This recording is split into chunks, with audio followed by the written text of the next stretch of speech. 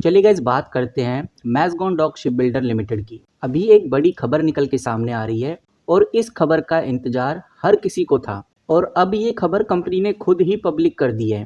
जी हाँ दोस्तों, हम बात करेंगे मैज़गॉन डॉक शिप बिल्डर के क्वार्टर 1 के रिजल्ट को लेकर। कंपनी ने क्वार्टर 1 रिजल्ट को लेकर एक अपडेट पब्लिश की है। चलिए समझते हैं कि बेसिकली ये बड़ी न्यूज़ क्या है और वो कौन कौन सी बातें हैं जो अब हमें ध्यान रखकर चलनी है। मैं हूँ स्क्रीनर पे, मैंने इधर मैज़गॉन डॉक शिप बिल्डर का स्टॉक खोला हुआ है।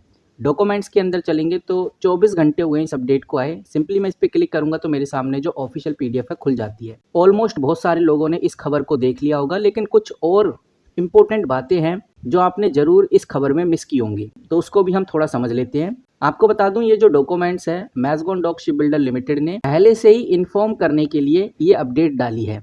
इन्फॉर्म किसको? बीएससी और एनएससी को। यहाँ पर कंपनी ने बताया कि हम एक बोर्ड मीटिंग रखने जा रहे हैं और ये जो बोर्ड मीटिंग है, कंपनी ये कहती है कि हम 28 जुलाई को ये बोर्ड मीटिंग रखेंगे।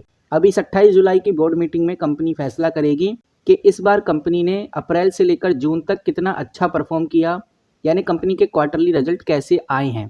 वो पीडीएफ कंपनी 28 जुलाई को पब्लिक कर देगी। इस पीडीएफ में हमें स्टैंड अलोन और कंसोलिडेट दोनों ही रिजल्ट मिल जाएंगे। स्टैंड अलोन यानी कि सिर्फ मैज़गॉन डॉक शिप बिल्डर ने खुद फाइनेंशियली कितना पैसा बनाया, और कंसोलिडेट यानी कि मैज़गॉन डॉक शिप बिल्डर प्लस उसकी सब्सिडरी, अगर दोनों को प्लस कर दिया जाए तो कितना रेवेन्यू जनरेट किया। हालांकि ट्रेडिंग विंडो अभी क्लोज है और ये 1 जुलाई से ही क्लोज थी। 1 जुलाई से लेकर 30 जुलाई तक क्लोज रहने वाली है, जो आप इधर देख सकते हैं। यानी कि मैज़गॉन डॉक शिप बिल्डर में जो इनसाइडर्स हैं वो ट्रेडिंग नहीं कर सकते। इनसाइडर कौन होते हैं? एम्प्लॉय हो गए, डायरेक्टर्स हो गए, वो फिलहाल अभी ट्रेड नहीं ले सकते। ये नोटिस कंपनी ने 3 जगह पब्लिश किया है।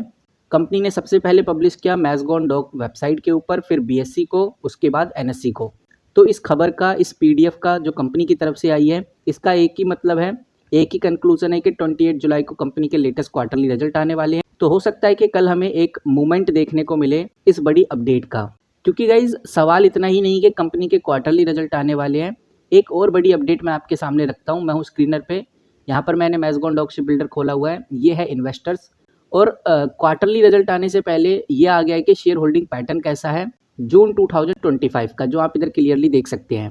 यहाँ पर आपको नजर आएगा कि जो प्रमोटर्स हैं पहले वो 84% हुआ करते थे, जो घटकर 81% पे आ गए हैं। ऐसा इसलिए हुआ है क्योंकि जो डीआईआई है, यानी कि जो म्यूचुअल फंड्स हैं, पहले 1.69% थे, अभी 5.21% हो गए हैं। और सरकार को अपनी हिस्सेदारी बेचनी पड़ती है, और सरकार तो ऑलरेडी इस कंपनी में ज़्यादा इन्वेस्टेड है, लगभग 81% के आसपास, तो सरकार को डाइल्यूट करना पड़ेगा। और इसी वजह से डीआईआई यानी म्यूचुअल फंड्स को 5% के आसपास हिस्सेदारी देनी पड़ी।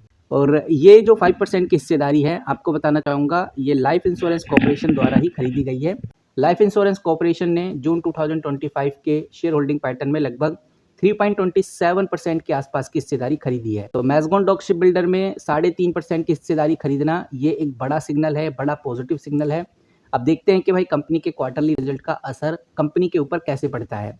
तो ये तो हो गई 2 मेजर अपडेट। अब सवाल ये आता है, क्या कोई और भी बड़ी खबर आने वाली है जिसका इंतजार इन्वेस्टर्स को रहने वाला है? तो आपको बोलना चाहूँगा, बिल्कुल। मैज़गॉन डॉक शिप बिल्डर लिमिटेड में अभी लोग क्वार्टर 1 का इंतजार तो कर ही रहे हैं, जो कि अब 28 जुलाई को हमें देखने को मिल जाएगा। इसी के साथ इन्वेस्टर्स कुछ और इम्पोर्टेंट खबरों का भी इंतजार कर रहे हैं।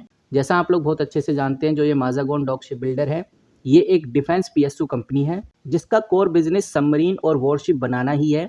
और अगर आने वाले दिनों में कंपनी को इंडियन नेवी से या फॉरेन क्लाइंट से बड़े ऑर्डर मिलते हैं, जैसे P-75 सबमरीन का, डिस्ट्रॉयर्स का, तो उससे बड़ा इम्पैक्ट हमें मैज़गॉन डॉक शिप बिल्डर में देखने को मिलेगा। इसीलिए इन्वेस्टर्स इंतजार कर रहे हैं एक बड़ी डील का। वहीं जो बड़े विश्लेषक हैं, उनको एक और बड़ी खबर का इंतजार है कि जल्द ही टेंडर अलॉटमेंट होने वाला है, जिसमें MOU हो सकता है या फिर L1 बिडर, जिसमें ये कंपनी MOU हो सकती है या फिर L1 बिडर बनने की भी खबर हमें आगे देखने को मिल सकती है। इतना ही नहीं, जैसा आप लोग जानते हैं कि कई बार कंपनी के जब क्वार्टरली रिजल्ट आते हैं, तो क्वार्टरली रिजल्ट के दौरान में ही कंपनी अपने ऑर्डर बुक पोजीशन और भविष्य की जो फ्यूचर गाइडेंस है उसके बारे में बताती है।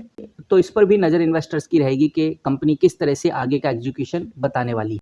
बाकी कंपनी के अगर हम इंपॉर्टेंट रेशोस की बात करें तो आप इधर देखेंगे तो मार्केट कैप आज के टाइम पे 1,17,000 करोड़ तक चला गया है। स्टॉक का PE 40 है, यानी पहले से PE काफी डिक्रीज हुआ है। रिटर्न ऑन कैपिटल एम्प्लॉय के मामले में, रिटर्न ऑन इक्विटी के मामले में कंपनी 34% के आसपास का रिटर्न प्रोवाइड कर रही है।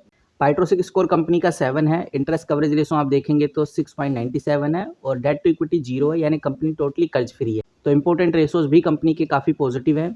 बाकी अब देखते हैं कि भाई आगे क्या सिचुएशन क्रिएट होती है, कौन सी बड़ी खबर हमें देखने को मिलती है। इस वीडियो में इतना ही, मिलते हैं किसी नई वीडियो के साथ, तब तक के लिए take care and good bye.